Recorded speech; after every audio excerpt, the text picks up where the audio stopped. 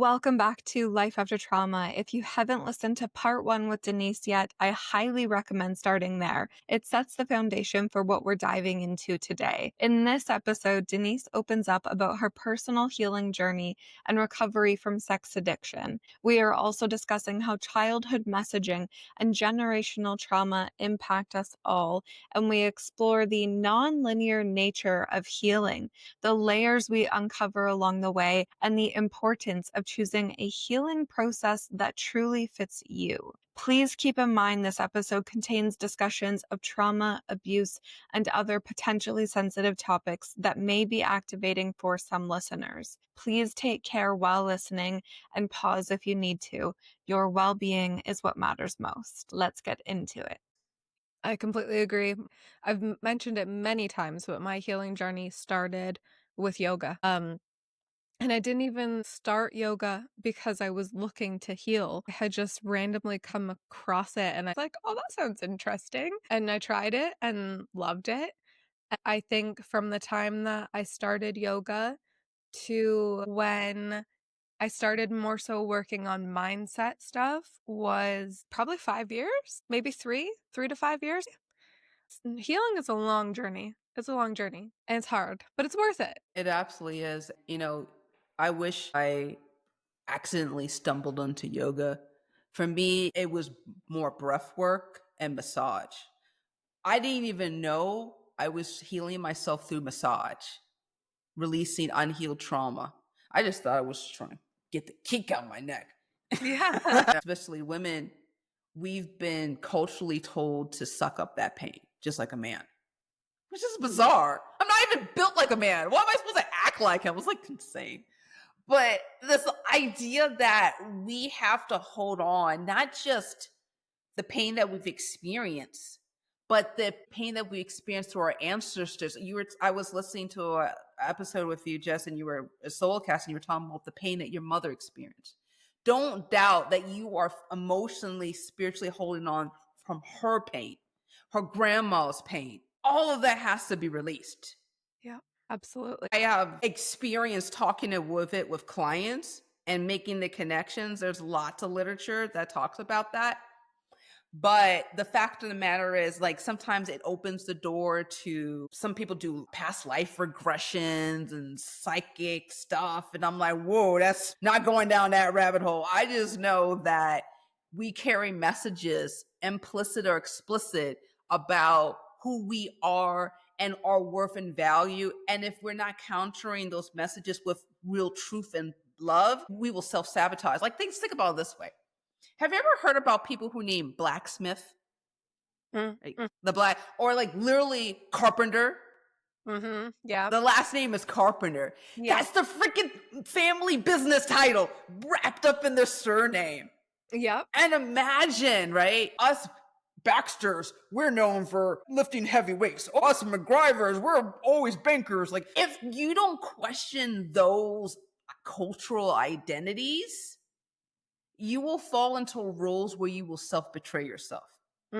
Wow.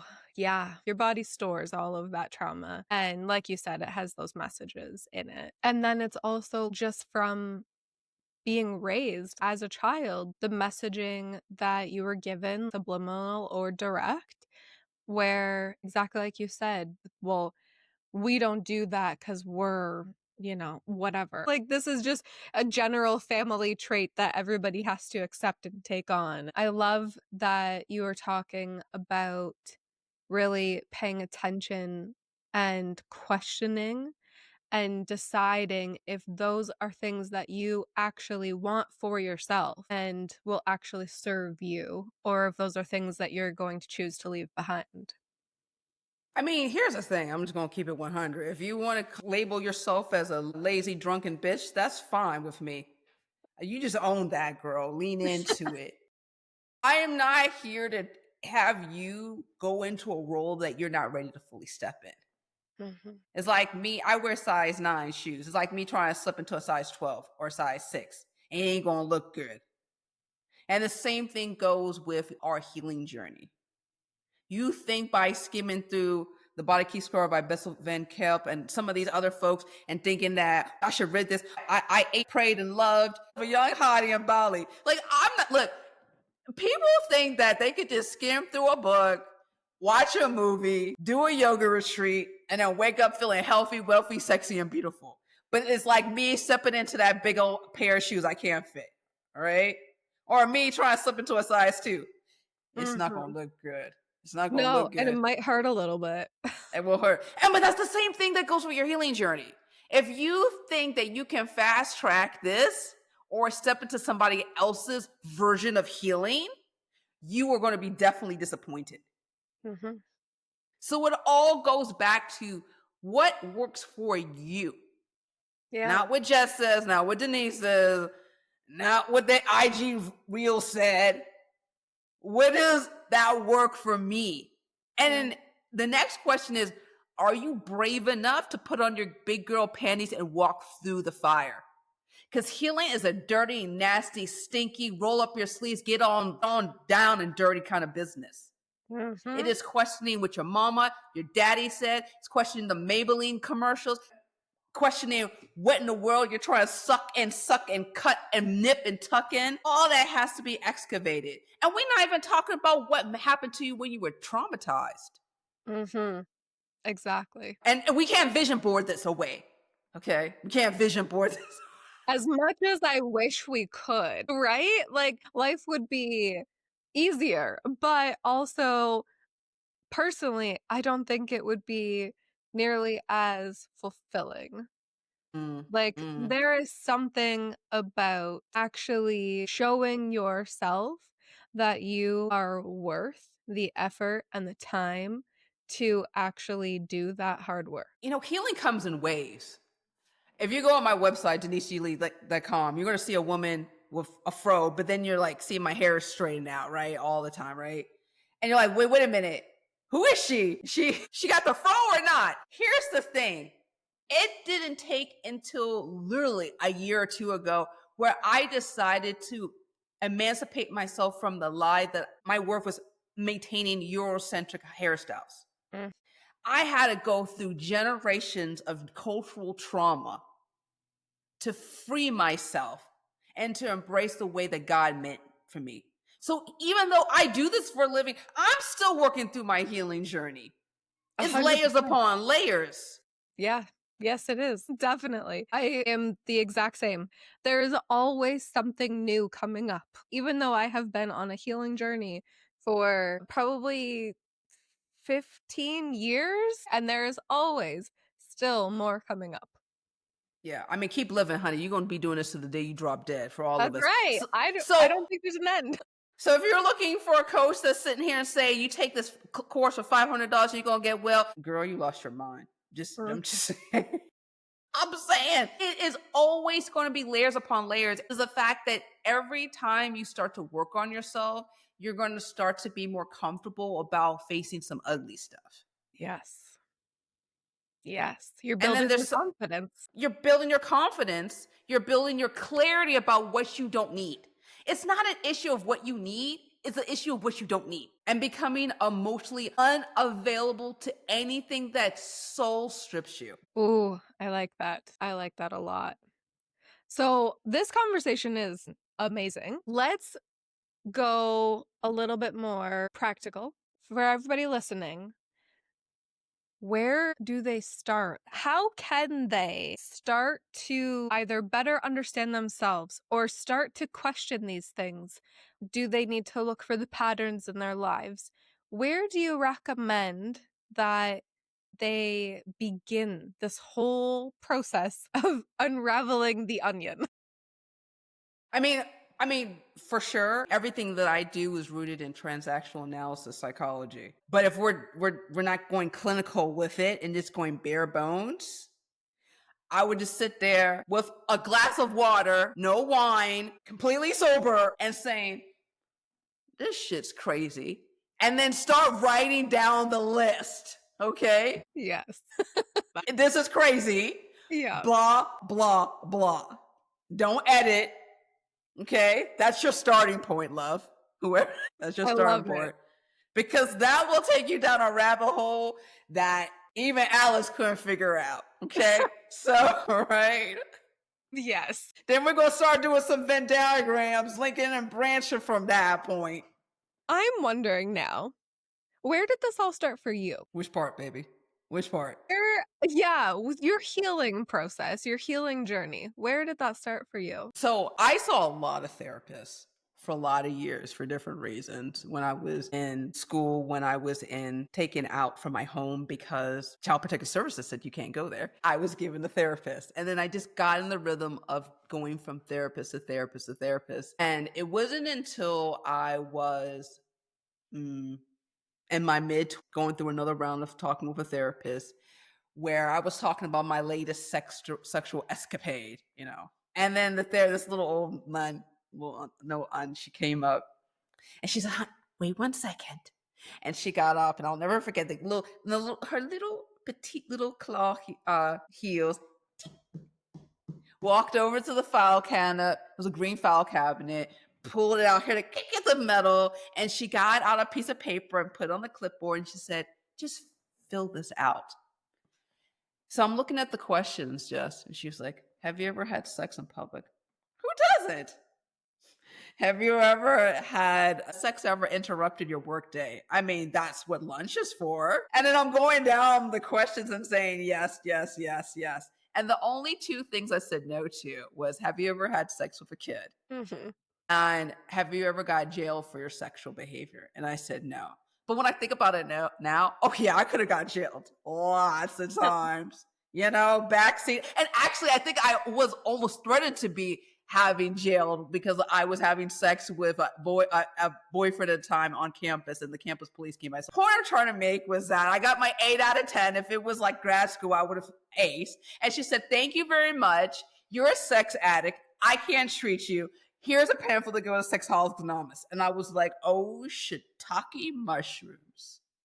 So it was the first time in my life just I got fired from a therapist. I'm sitting there and I'm in a room with a bunch of middle-aged white dudes. I mean, just being frank, who had far worse sexual escapades. Some of them got disease, got kicked out, lost their job, all sorts of madness. And they saw right through my BS and said, "Take a seat. We're going to tell you how to get well." That was my journey. Okay. It was the first time that I wasn't trying to avoid, deflect, deny, dismiss all of my contributions to my junk. Because here's the thing that trauma does to us. It warps not just reality, but what we perceive as happening. It was the very first time I had to own up to all the crappy things that I did. I always tell my clients all the time, I'm a recovering asshole. Like I'm recovering alcohol, I'm a recovering asshole. I didn't understand that I was an equal participation in my own betrayal, my own self-betrayal. Yeah. Through matching up with partners who did not see the worth because I couldn't see the worth in me. Yeah. I was 26 when that happened. There was layer upon layering about me shedding and grieving and mourning all the stuff. It was grieving my identity with my relationship with my father. It was coming to the accepting that my mother, yes, she abused me, but she was also an abuser herself. It was coming to admitting that I attracted the level of emotional maturity I was capable of receiving. All the nasty, ugly things had to come out. Yeah. What did you find helped you the most on that journey? What got you through? What helped you the most through that Mm. process? And you say that, like it makes me think. I'm talking to my son who's like, "Let me flip the back and see the answer, coach." I'm like, there is. So I want to sit here and say, like, even though I'll tell you what's worked for me, it may not work for you or anybody else who's listening. I just want to be very clear about that. But it was really multi-tiered. It was the massage, it was the breath work, it was calming my nervous system first. Then it moved into cognitive work. Then it moved into deep dive on spiritual trauma healing work. So it wasn't one just thing. I had to work on my mind, body, and soul. And I cried some ugly, nasty tears. And I'm still working through stuff myself. But I'm not crying through it. I was talking just with somebody else and I was giving my life story. And I remember telling the story about how when I was living with my mother briefly before I lived with my father. And I said, I went to my father and I begged him every weekend to pick me up and spend time with me. And he would promise me. And I told him, I said, I would go get dressed and wait in front of the front door for hours. And he never came to pick me up in the 2 years I asked him. I used to bawl just telling that story. Big old ugly Nat. Because that's a lot of trauma. But I could say it from the point of telling a story and not reliving the emotion. Yeah. You've been able to work through it and release the emotion. So you're a little bit more detached from it now, if that's the right word. Always be attached to it. That's a shitty thing to do to a little girl. But Yeah. at least I know what was happening in context. Yeah. He was a coward. I had too much. I fantasized and I glamorized him. Yeah. I didn't understand his limitations. I couldn't. All that information now I have through my healing work gets inputted to revisit and re-heal the wounds because I'm reimagining the story from an adult lens. I didn't have that tool earlier. Yeah. I think that's really powerful.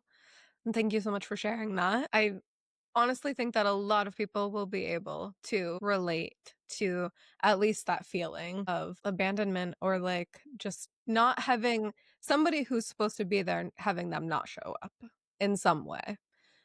So, So in the teen piece, mhm. there was the impetus of the learned helplessness. I think his name was Bear, the researcher. They're not going to do this. Peter would jump all over people and shut that down. But what they did was they took a bunch of dogs and what they did was say, hey, let's see how they would behave if we pretend to feed them, but then shock them. Are you familiar with that test? I Anyway, think so. Yep. okay, I'll continue for the benefit of everyone's listening. Plus, I want to hear it again. So this idea was that they would have the dog come through this little gate, right? But then some cases they would shock them if they try to exit the gate. And then what they did was after repeated shocks, some of the dogs decided, look, I ain't gonna get up. I'm hungry. Forget this mess. Even when the dogs wouldn't be shocked, they learned that humans behave the same way. If you force horrific pain on somebody repeatedly, they will learn to sit down and shut up and do nothing and shut down. And so you don't ask for help. That's why you find yourself binging on Netflix specials. That's why you find yourself self-medicating with alcohol and candy. Sugar is also a form of derivative alcohol. Like there are so many things that we do to our minds as women to sedate ourselves. When you're consuming a lot of bread, pastry products, you're actually creating serotonin. It's a numbing agent. So we do these things unconsciously just to sit down and shut up and say, I'm done. Done, y'all. Done. Yeah. Everything that you're saying, I have personally been through. I have dealt with overeating or numbing with alcohol or most numbing things. I have been there. It was a wild day when I started to realize that it was just me trying to numb things instead of actually dealing with things. And that I was using those as coping mechanism.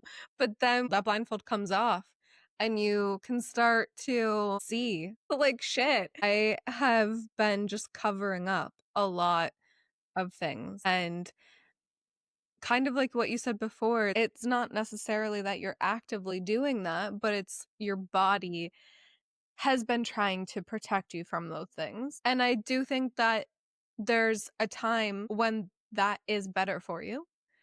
But then there hopefully is a time in your life where you do have the ability to face those things. It is comes in ebbs and flows. I will never sit here just and tell someone who's been violently raped or coming out of a domestic violence situation. Let's talk about how your dad treated you when you were 5. Like that doesn't make any freaking sense to me. Bessel van der Kolk's book, The Body Keeps Score, where they were explaining how ineffective cognitive behavioral therapy was for uh, Iraqi war veterans coming out. That it was almost like 100% flunk out rate where they weren't there. They either deflected, they avoided. And these are hardened soldiers. Now, if a hardened soldier can't talk about their trauma, what makes you think Cindy 38, recently divorced, is going to talk about her stuff. Yeah. I want to put this in context for some of you guys who are listening. It's like, I tried therapy and it didn't work. Baby, it couldn't work for you. You weren't ready for it. Yeah. Yeah. You weren't ready for it, honey. And there's nothing wrong with you. Mm-hmm. I think 100%. a lot of women putting too much pressure on themselves for not healing the way they saw their guru heal in their time frame. You can't manifest that pain away. Get out of here with that nonsense. Yeah. Yep. Brings us back to the compassion piece. Like, you have to, if you're gonna go down this healing journey, you have to approach it from a place of compassion. Because without that compassion piece, you're just going to continue to either, like you said, be going down the wrong path, following somebody else's journey, not your own. Because that compassion piece, that allows you to really tune into yourself. I feel like a big part for me on my healing journey was learning how to be present. And that comes mainly for me anyway through that body work. So like my yoga practice, that's what taught me how to become present. And then once I became present, I was able to become aware of what was happening in my body, in my mind, and start peeling those things back.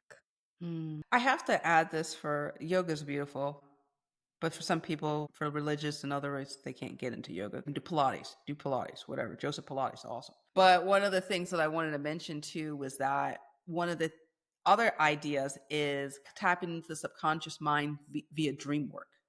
Mm. Carl Jung wrote a very interesting and bizarre book called the Red Book, and it was so disturbing even for him. He had to put it down and say, "Oh, honey, I can't deal with this mess." Because here's the thing: we as human beings, we only have access to like 10% of our conscious mind. Like Mm-hmm. 90%, like it's literally the iceberg thing. The tip is just like the function. And when you think about it, it's so crazy because we make 20,000 to 30,000 decisions a day, right? And that's just a snippet of what like's really going on. Because think about it right now. I had enough thoughts to put in my earbuds, to wear a bra without consciously thinking about that. Yep. Yep. So we've got all this junk from our past, our ancestors, our culture, all this stuff, right? That's on the unconscious. We are not allowed, for spiritual reasons, to tap into that consciously because we freaking lose our minds. And so the only way we can do that is through our unconscious mind. So there are lots and lots and lots and lots of books that talk about the power of your dreams. I had a wonderful opportunity to talk to psychologist Athena Laz, and I interviewed her on my own podcast, and she wrote a wonderful book called The Alchemy of Dreams. And it goes actually on how to use the power of dreams to unearth repressed trauma. Wonderful books. The Magical Mystical World Dreams by Willa Tanner. It's a little too eclectic, but it's another one that you can refer to. The point I'm trying to make is that if you allow yourself to close your eyes before you go to sleep and just start writing down some ideas, your dreams are not dreams. They're basically fragments of your subconscious mind trying to figure out what the hell happened to you, past and present. It's always trying to inform you through you riding a donkey while eating a donut. You know, all sorts of weird stuff. It's not weird. It's using these images to help you make sense. And if you can actually record these things, you can actually start getting an idea. And this is not something you need to do. You should do solo. I Yeah. highly don't recommend you doing the solo work because you might start misinterpreting things that aren't even reality. But if you actually learn how to do it the right way, it will heal your life. I'll never forget this one dream I had, Jess. It was totally transformed how I viewed my father, if you'll indulge me. Mm-hmm. I had this dream. It was like this Sherlock Holmes dream. And I was dressed up like Sherlock Holmes and I had to go into this big, spooky type of castle. And I was like, oh, get you, Moriarty. And I was running through and I saw all these walls and it was dark and I saw all these uh, ni- uh, uh, 19th century type figures and Victorian dresses. And I remember chasing through Moriarty. I find him. He's going there. I'm going from one corridor. I'm going to another corridor. And so I go into this room and I see this spider. I thought it was Moriarty, but it was my father. He was hit. He was literally my father with tentacles. And he gets me into this room and he covers me over. And I realized I was chasing him, but he had me trapped the entire time. Healed my life. Wow. When you start doing the trauma work and start really free writing certain themes, your subconscious will start to piece it all together and help you heal. Mhm. Wow. I love this conversation of dreams. That's another area that I wanna dig more into. I had for I mean, honestly, for as long as I can remember, like, I'm talking years, I had always had the same dream, and this was the nights that I could actually remember my dreams. So maybe half the nights I couldn't, and then half the nights I could.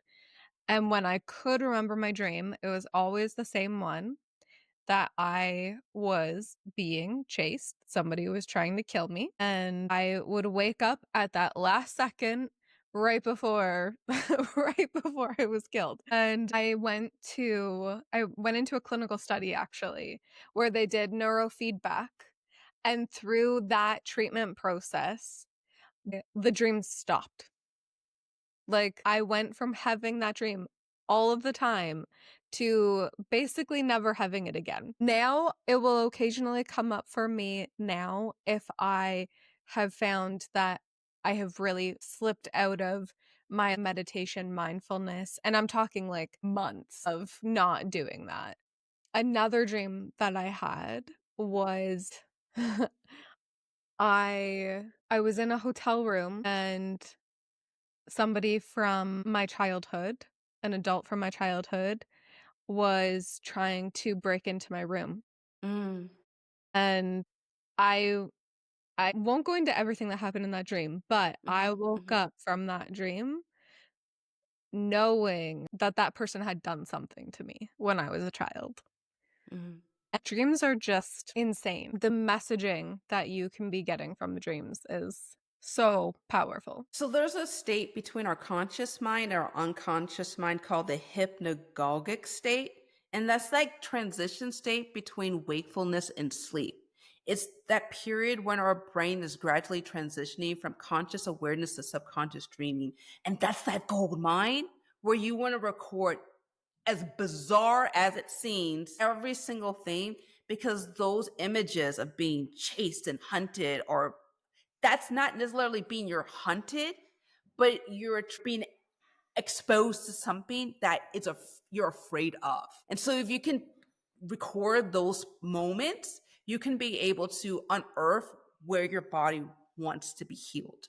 I don't know what we want to land this plane on, but I will say this: this conversation is not meant to give you quick tips or a place where I need to find all these books Denise mentioned. Like, go find those books if you want to. That's not the point of the conversation.